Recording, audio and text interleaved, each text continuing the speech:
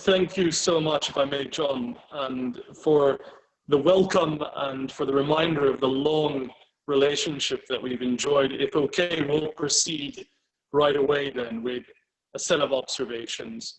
And in fact, as you rightly said, it dovetails well with the last presentation, reflecting on the changing state of my own country. I'm an American by nationality of East African origin, residing in Finland, so global citizen. That may not be the best description in the age in which we live, but that is my reality.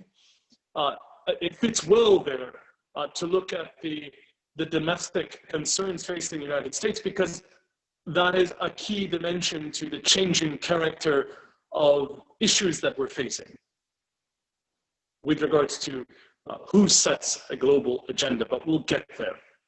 So Ed Marques, my colleague, will come in, but what we'll attempt to do as practitioners, so without pretension of presenting a deeply academically rigorous researched paper, we'll share some observations based on the field of international peacemaking where we are hands-on, but beginning to do some more deeper internal and in partnership reflection.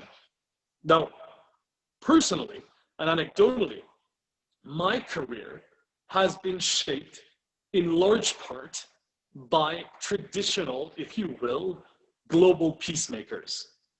And so I glean from that wisdom, but also am mindful of the way in which those traditional faces, literally, because the three I would refer to are all older men, statesmen, may no longer be the face, if you will, in an individual form of peace mediation moving forward in light of a set of claims that we are grappling with, and through conversation aim to really put forward ideas that bring about potential lasting solutions. Before going to those three individuals and then framing the kinds of questions we're grappling with, we're also very mindful that as if you will, novice students of history, that most generations claim the types of monumental changes occurring as unique.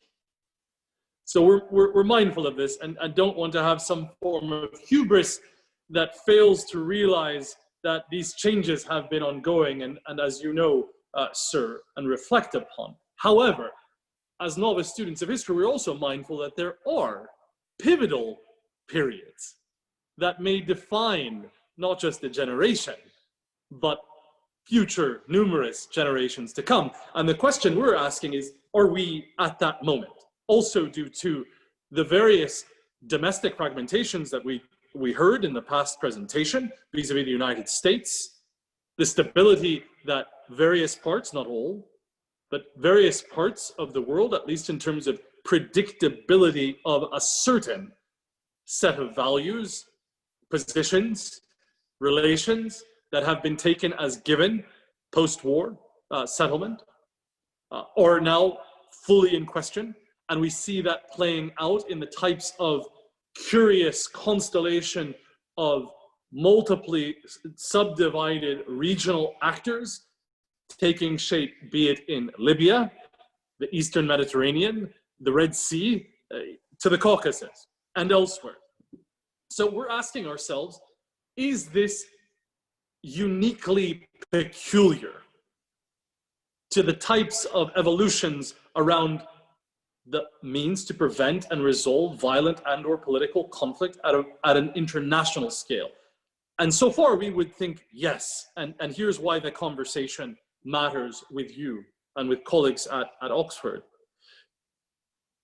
And we'll come there to those questions. Before doing so, and mindful that this may be a non sequitur, but the way in which I look at these questions is very much gleaned from exposure to three leading statesmen, and all of them happen to be men in this regard. So you referenced an individual with whom we currently been associated in work, President Altazari, previously President Carter, and also President Nkapa former President of Tanzania, who untimely passed away quite recently.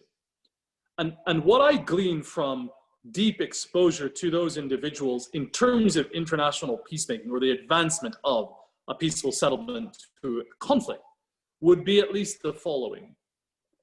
With regards to former President Carter, here I really observed, in addition to many traits of leadership, the importance of values mattering but not determining, predetermining, or dictating approach. So from that period, there was a clear notion that while one may ascribe to a core set of beliefs, be it in the form of human rights or religion, that does not block or deviate from the ability of a leader to engage directly with individuals with whom you have competing values. Those individuals have the ability to impact the lives of millions, as in the case, say, of former President Bashir and the role President Carter played therein. So here, values mattering. Secondly, with regards to President Altazari, 6 years strong with CMI, he's now stepped down from the institution in terms of a hands-on role, enjoying the retired life. But in the time that I've been able to work with him prior to him stepping down, what I gleaned of many was the notion of cooperation, partnership, mattering, full stop. And this isn't so simple, because by cooperation, he emphasized and remains to emphasize that he would not take on a mandate unless he could ensure that he had backing from a sufficient concert, if you will, of meaningful actors who could not only back him, but also support in the execution of his mandate. And there, it not only translated from his formal mandates at an international stage to the role of the institution he created, CMI, as a private diplomacy actor, emphasizing still cooperation and partnership mattering in order to move things forward. And I'll come back to this point in light of multiplicity of skill sets. Finally, with former President Kakoma, while I have not worked with him formally at an institution, we worked extremely closely together in a particular process in the Great Lakes over the past 5 years, just prior to his death. In fact, the last mission I had prior to COVID-19 restrictions going into effect were to present to him a set of documented archives of a peace process for which he was mandated to lead. And I was entrusted with a small group to support him. And where I would highlight from my time with President Mkapa, 45 strategic sessions over an intense period, was preparation mattering. Here's a gentleman who was at the head of state of Tanzania while brokering an international settlement vis-a-vis neighboring Burundi, the Arusha Accords, and yet finds himself in a situation, fast forwarding 20 years later, as the appointed facilitator for the East African community on an inter-Burundi dialogue, having all the knowledge, intelligence, connections to the region, signatories to the agreement he was overseeing previously in concert with others, and yet he emphasized still preparation mattering, despite that knowledge, which is very humbling. So we would sit for intense sessions looking at conflict dynamics, actor mapping, what are the other processes at stake that he needs to pull into his own process to better understand the effectiveness of what his knowledge brings. So there, preparation mattering. So if we look at values, cooperation and partnership, and preparation mattering, pulling those together, and we'll get to the heart of the question today in terms of what is the world in which we live now and in the future mean for the pursuit of a peaceful settlement to violent and political conflicts. But pulling them together, I would really harmonize the importance of trust mattering.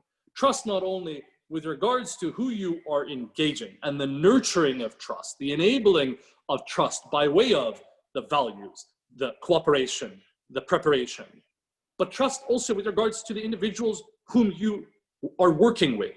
So at the time I was with President Carter, he hired me at 30 years of age, assistant director for the Carter Center's conflict resolution program. He'd been working on the Sudan file for 30 years. So a little bit presumptuous for me to advise this individual. And yet there was a trust in the freshness of ideas, the freshness of relationships, not holding on. So there was trust. Same with Altazari, as you would well know, John, the trust in his team, which enables him to perform in whatever mandate. So too with President Kakoma, trust. All right, that's a frame, but I'm fully mindful of the fact that these are very traditional, old school, if I may say so, international peace mediators who come with that statement in a world that looked very different from the world in which we live today. So if we were to look at those questions on values, cooperation, and preparation, I would zero in on the first point, on the second point concerning cooperation. What would that look like today with the dysfunctional nature of the Security Council of the United Nations, with the parallel formal processes underway? I referenced Libya, on Libya, with the competing agendas of, and I'm speaking very frankly here, of EU member states vis-a-vis neighboring or of the neighborhood. What would cooperation look like today? And we hear several internationally mandated mediators, from just the last SRSG on Libya, Hassan Salameh, to Stefan de Mistura, talking about the serious challenge they have in exercising any form of credibility vis-a-vis their mandate, precisely because of that second principle, if you will, around cooperation being undermined, challenged, if not impossible at times.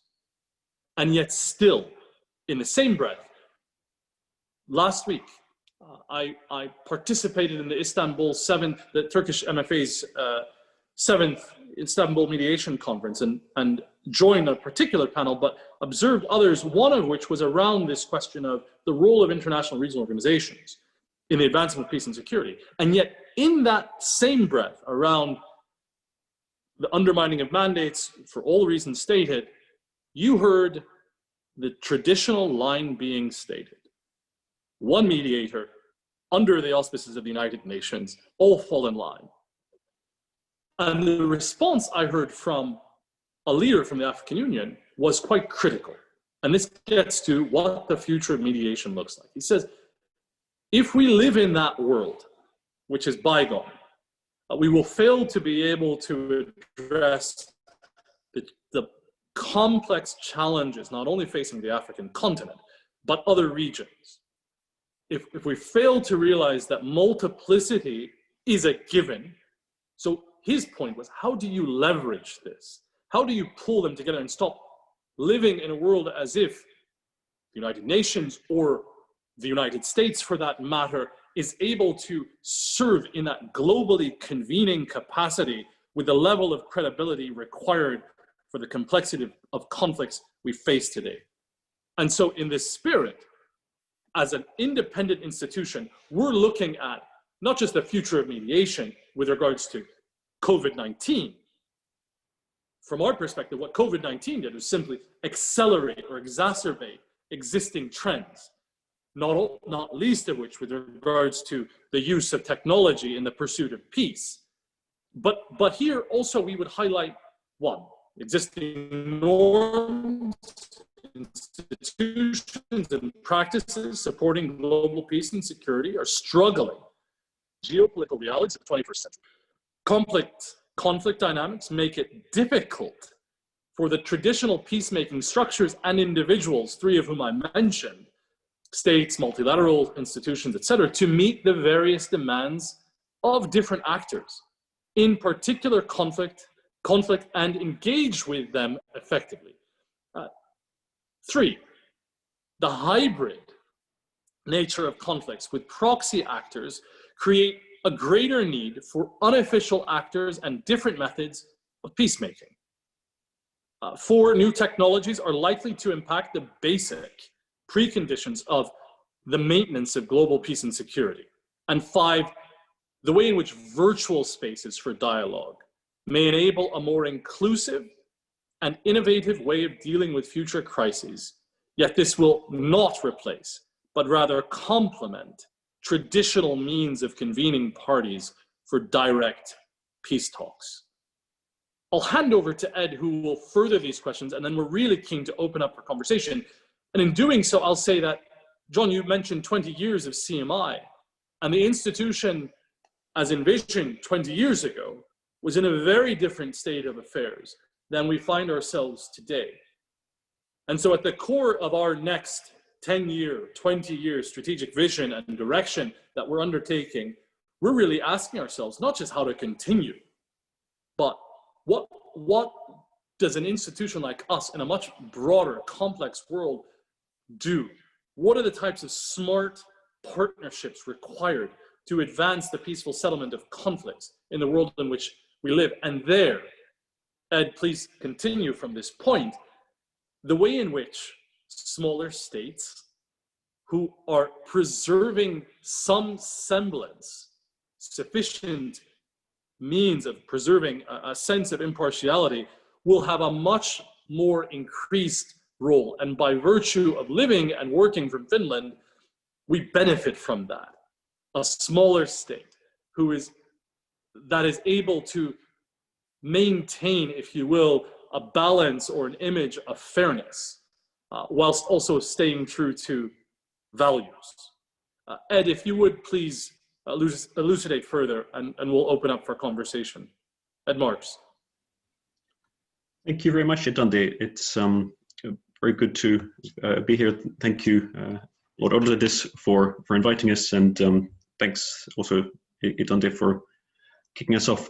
I guess the key challenge here is, for us, is the question of whether the policies and practices around mediation are fit for purpose within the context of these current trends and the context of contemporary and future conflicts. We're, I think, of the opinion that based on what we are seeing, the trends that we are observing, that these trends are fundamentally altering some of the basic premises and frameworks in which we have to operate, as well as some of the practices and the norms in which mediators have previously operated. Not necessarily completely altering the work that we do, but really making us have to address several new questions. I think we can ask this question that Itonde mentioned at the beginning, which is, are some of these trends really a continuation of things we've seen before? I think in terms of many of these trends, they really are a continuation of what has gone before.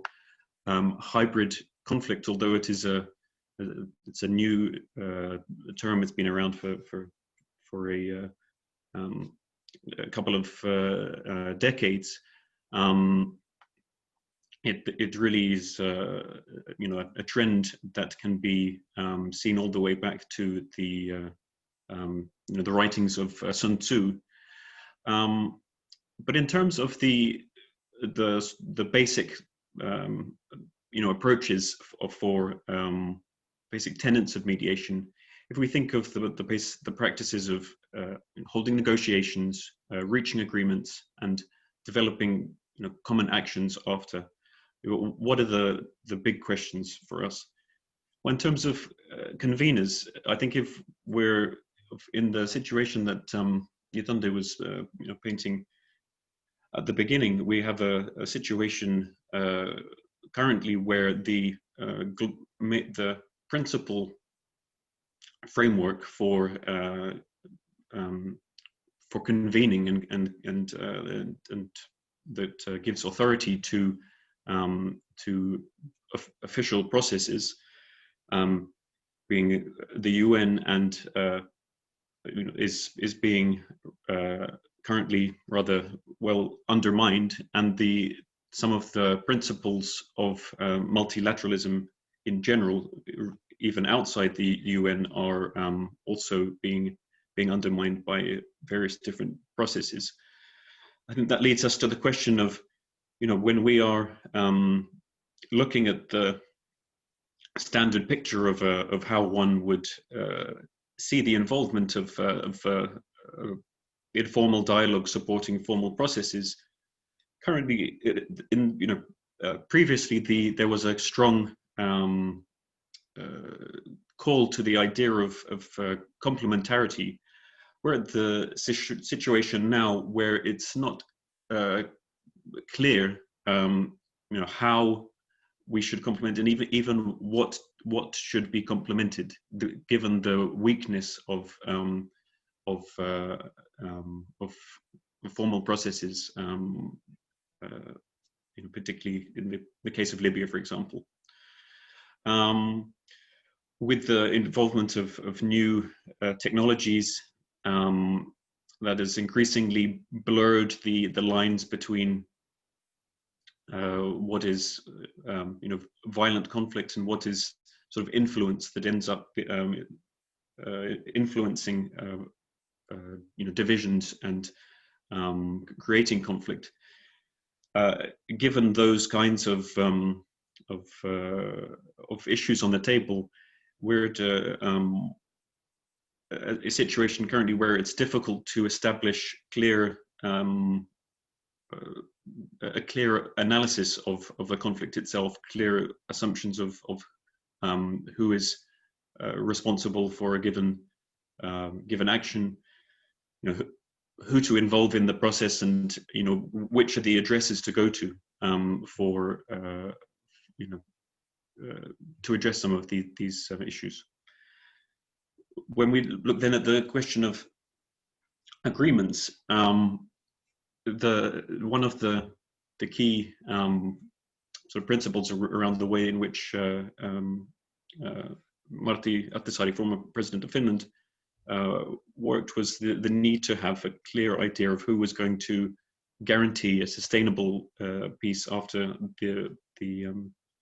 a peace process was conducted. I think we're at a situation now where the basic frameworks for guarantees through the UN Security Council are neglected or even absent, and we're at a situation now where there's several different parties globally that are acting rather in a disjointed way, and leading to the question of who would be guarantors for future peace. And then I guess that more basic questions is, if we're in this broader situation whereby the